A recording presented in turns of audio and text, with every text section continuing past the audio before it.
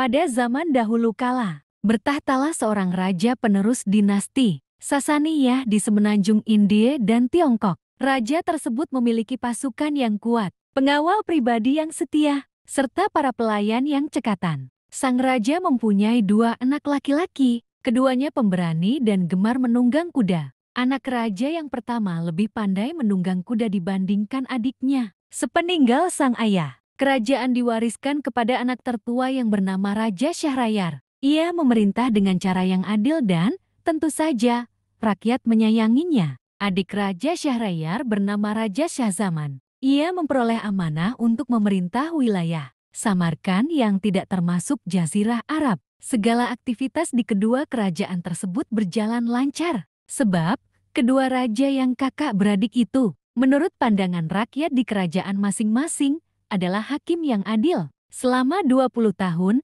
mereka berada dalam puncak keterbukaan dan kedamaian. Sampai suatu ketika Raja Syahrayar merasa rindu untuk bertemu Raja Syahzaman. Ia memerintahkan wazirnya untuk melakukan perjalanan ke kerajaan adiknya dan menyampaikan keinginannya untuk bertemu. Perintah sang raja dijunjung oleh wazir dengan sepenuh hati. Ia pun melakukan perjalanan menuju kerajaan Raja Syahzaman. Ketika tiba di tempat tujuan, wazir menyampaikan salam dari rajanya kepada Raja Syahzaman, serta memberitahukan keinginan kakaknya, Raja Syahrayar, untuk bertemu. Raja Syahzaman menyambut baik keinginan kakaknya dan segera mempersiapkan kunjungan balasan. Beberapa tenda terbaik, berikut kendaraan tunggangan, para pelayan, dan pengawal pribadi dibawanya dalam perjalanan. Segala persoalan kerajaan ia serahkan kepada wazir, dan ia pun berangkat menuju kerajaan kakaknya. Ketika tengah malam, wazir teringat akan sesuatu yang harus dibawanya. Tetapi sesuatu itu tertinggal di istana. Maka, Raja Syahzaman kembali ke kerajaannya malam itu juga. Sesampainya di kerajaan, ia segera menuju istana. Saat memasuki kamar, ia menyaksikan permaisurinya yang sedang tidur di ranjang berpelukan dengan seorang budak berkulit hitam. Menyaksikan hal itu, segala sesuatu jadi gelap dalam pandangannya. Jika hal demikian terjadi, sementara aku belum meninggalkan kota raja, maka bagaimana keadaan si pezina ini saat aku berada lama di kerajaan kakakku? Batinnya. Raja Syahzaman kemudian mencabut pedang dari sarung yang menggantung di pinggangnya dan segera menebaskannya ke kepala permaisuri beserta budaknya. Keduanya mati seketika sebelum terbangun dari tidur lelap di ranjang empuk milik sang raja. Setelah itu, Raja Syahzaman kembali bergabung dengan rombongannya pada malam itu juga dan memerintahkan rombongannya untuk melanjutkan perjalanan. Beberapa lama kemudian, rombongan Raja Syahzaman sampai di kerajaan kakaknya. Sang kakak sangat gembira mendengar berita kedatangan adiknya. Ia pun keluar istana untuk menemui Raja Syahzaman. Keduanya bertemu, saling memberi salam penghormatan, dan berpelukan mesra. Kegembiraan Raja Syahrayar diwujudkan dengan menghias kota raja seindah mungkin. Kakak beradik itu duduk berhadapan dan berbagi cerita. Raja Syahzaman teringat peristiwa yang dialaminya sesaat sebelum ia berangkat. Ia terlihat sangat sedih, wajahnya pucat menguning, tubuhnya lemas. Menyaksikan hal ini, sang kakak mengira bahwa keadaan adiknya disebabkan oleh terpisahnya ia dengan negeri dan singgasananya. Karenanya, ia tidak terlalu ambil perhatian dan tidak bertanya sebabnya. Saudaraku, sungguh batinku menyimpan luka, kata Raja Syahzaman kepada kakaknya suatu ketika. Tetapi, Raja Syahzaman tidak memberitahukan apa yang terjadi pada permaisurinya. Aku ingin mengajakmu pergi berburu. Barangkali, hal itu bisa meringankan penderitaan hatimu, ucap Raja Syahrayar. Namun, keinginan Raja Syahrayar tidak disetujui oleh Raja Syahzaman. Sehingga, ia pergi berburu sendirian. Di istana Raja Syahrayar, terdapat jendela yang biasa digunakan untuk melihat-lihat pemandangan di taman. Di sanalah Raja Syahzaman duduk sambil memerhatikan keindahan alam sekitar istana. Pandangannya tertuju ke sebuah pintu gerbang di mana terlihat serombongan jariyah. Sekitar 20 jariyah mengiringi seorang perempuan yang sangat cantik dan berpakaian sangat indah, berjalan memasuki taman. Rombongan itu tiba di sebuah fuskiyah dan segera melepaskan pakaian mereka. Duduk-duduk di tepi fuskiyah. membasahi badan sambil bersenda gurau. "Hai Masud, kemarilah," panggil perempuan cantik yang ternyata adalah permaisuri Raja Syahrayar itu kepada seseorang bernama Masud. Tidak lama kemudian, muncullah seorang budak laki-laki berkulit hitam mendatangi permaisuri. Sang budak memeluk permaisuri dan permaisuri segera membalas pelukannya dengan mesra. Budak tersebut kemudian bercinta dengan permaisuri. Sementara itu, muncul pula beberapa budak lain menemui para jariah. Mereka saling berpelukan, kemudian berbuat seperti yang dilakukan oleh permaisuri dengan budak hitam bernama Masud itu. Mereka memadu cinta hingga siang hari. "Demi Allah,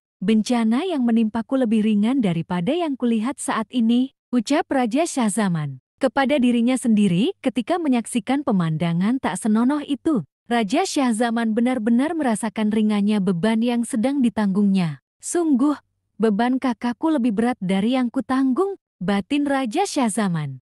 Raja Syahrayar segera mengumumkan keinginannya untuk kembali berburu. Para pengawal dan seluruh perangkat berburu dipersiapkan. Tidak lama kemudian, tandu yang biasa dipakai untuk membawa raja keluar dari pintu gerbang istana. Siasat Raja Syahzaman dilaksanakan. Raja Syahrayar duduk di dalam tandu. "Tidak seorang pun yang boleh menemuiku," perintah Raja Syahrayar kepada para pengawalnya. Raja Syahrayar menyelinap dengan menyamar menuju istana yang ditempati oleh adiknya. Sesuai dengan rencana, rombongan tetap berangkat meninggalkan kota raja.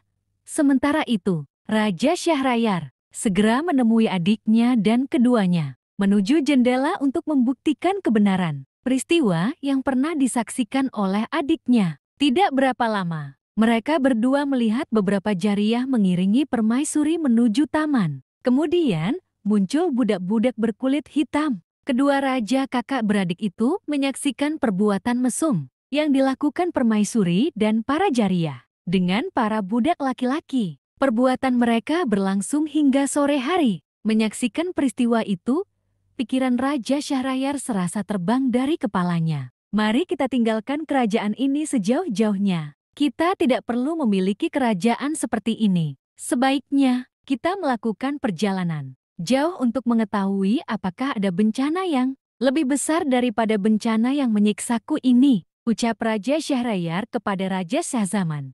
Sejak itu, Raja Syahzaman bisa dengan lahap menyantap makanan dan minuman tanpa beban yang mengganjal di hatinya. Beberapa lama kemudian, Raja Syahrayar kembali dari perjalanan berburu. Ketika bertemu di pintu gerbang istana, kedua raja kakak beradik tersebut saling memberi salam hormat dan berpelukan. Raja Syahrayar memerhatikan keadaan adiknya. Rona pucat kekuningan tidak lagi mewarnai kulitnya. Wajahnya kembali berwarna putih segar kemerahan dan ia tampak makan dengan lahap. Padahal, saat baru sampai di istana, adiknya tidak bisa makan dengan lahap, bahkan cenderung makan sedikit. Keheranan Raja Syahrayar terhadap perubahan yang terjadi pada adiknya itu membuatnya bertanya, "Adikku, ketika engkau datang ke istanaku, wajahmu pucat kekuningan. Kini, engkau terlihat segar kembali. Apa yang terjadi padamu selama ini?" "Baiklah, aku akan memberitahukan kepada kakak mengenai perubahan yang terjadi padaku saat aku tiba di sini. Tetapi, mohon maaf, aku tidak dapat memberitahukan sebab-sebab pulihnya keadaanku ini," jawab Raja Syahzaman. "Yang penting, engkau harus memberitahukan padaku, kenapa wajahmu pucat dan tubuhmu terlihat lemah saat baru sampai di istanaku?" kata Raja Syahrayar penasaran. "Kakakku yang kuhormati, ketika engkau mengutus wazirmu ke kerajaanku untuk menyampaikan pesanmu yang menginginkan agar aku berkunjung ke kerajaanmu, maka serta-merta saat itu juga aku mempersiapkan segala sesuatu untuk keberangkatanku," ujar Raja Syahzaman berusaha menjawab pertanyaan kakaknya. "Setelah meninggalkan kota raja, beberapa saat aku teringat bahwa harzah yang ingin kuhadiahkan kepada kakak tertinggal di kamar. Aku segera kembali sendirian ke kota raja dan langsung menuju istana. Ketika memasuki kamar, kusaksikan permaisuriku sedang tidur di ranjang,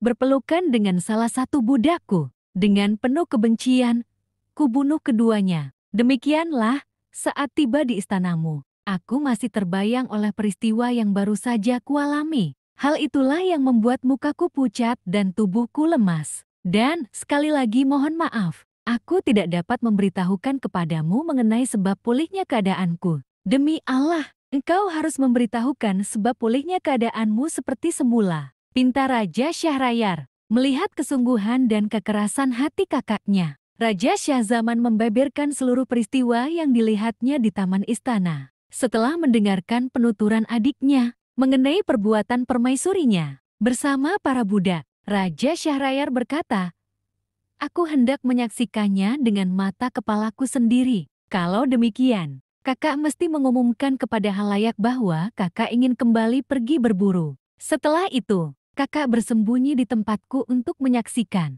kenyataan yang sebenarnya dengan mata kepalamu sendiri," kata Raja Syahzaman. Kedua raja itu pun meninggalkan istana melalui pintu rahasia. Mereka berjalan tak tentu arah, hingga tiba di sebuah pohon yang tegak di tengah hamparan padang rumput. Di dekat pohon itu, terdapat mata air. Sedangkan di ujung padang rumput, tampak lautan. Keduanya menuju mata air dan mengambil beberapa teguk air untuk memuaskan dahaga. Kemudian, mereka duduk di bawah pohon untuk memulihkan rasa penat. Tiba-tiba, air laut di ujung padang rumput bergelombang dahsyat dan sesaat kemudian, muncullah sosok berwarna hitam, naik ke darat dan menuju ke tengah padang rumput. Raja Syahrayar dan adiknya merasa takut. Mereka pun segera naik ke atas pohon. Dari atas pohon, Raja Syahrayar dan Raja Syahzaman menunggu apa yang terjadi. Ternyata, sosok yang muncul dari laut itu adalah jin yang bertubuh jangkung dan berkepala besar, serta berdada lebar. Jin itu menjunjung sebuah peti.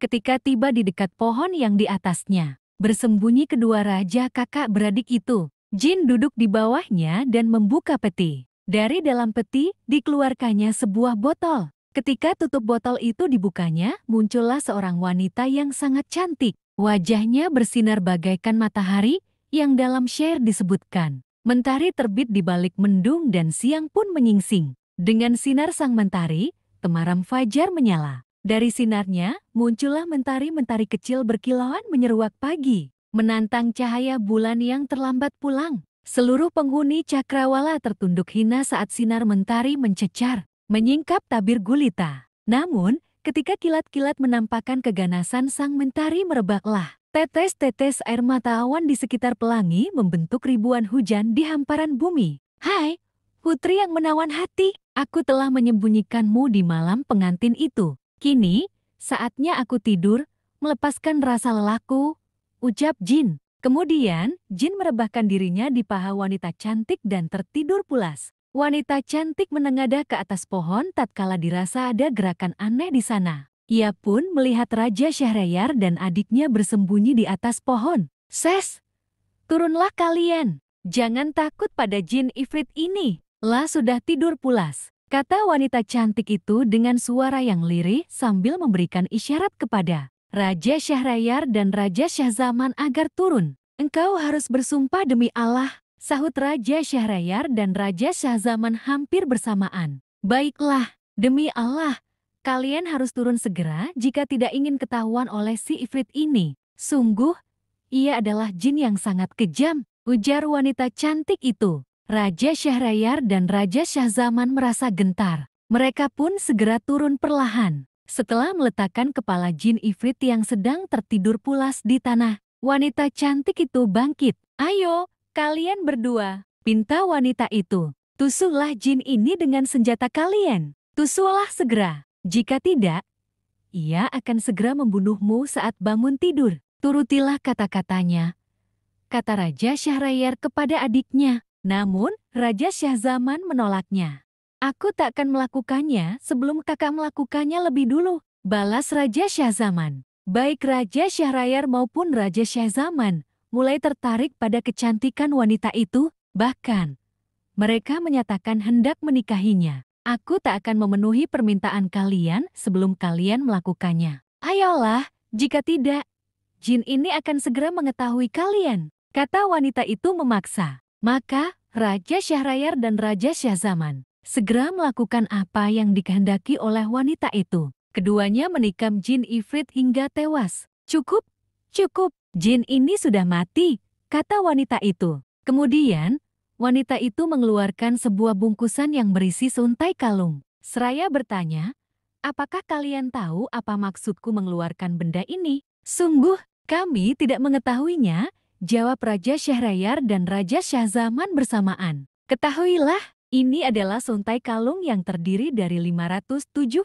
permata, kata wanita itu sambil menunjukkan permata yang ia punya. Setiap permata adalah milik orang yang menggoliku. Jadi, jika kalian menginginkanku, keluarkan permata yang kalian miliki. Raja Syahrayar dan Raja Syahzaman segera merogoh kantong permata masing-masing, lalu memberikannya kepada wanita itu. Setelah menerima permata dari keduanya, wanita itu berkata, "Jin Ifrit ini telah menculikku pada malam perkawinanku. Ia memasukkanku ke dalam sebuah botol dan memasukkan botol itu ke dalam sebuah peti. Kemudian, peti itu dikunci 7 kali dan dilemparkan ke tepi laut, sehingga terombang-ambing diterjang ombak. Jin ini mengetahui bahwa perempuan dari kalangan manusia, jika menghendaki sesuatu, tidak akan dapat ditundukkan oleh apapun. Seperti yang dikatakan oleh sebagian dari mereka. Janganlah engkau percaya pada kaum perempuan dari jenis manusia. Jangan pula engkau memegang teguh janjinya, sebab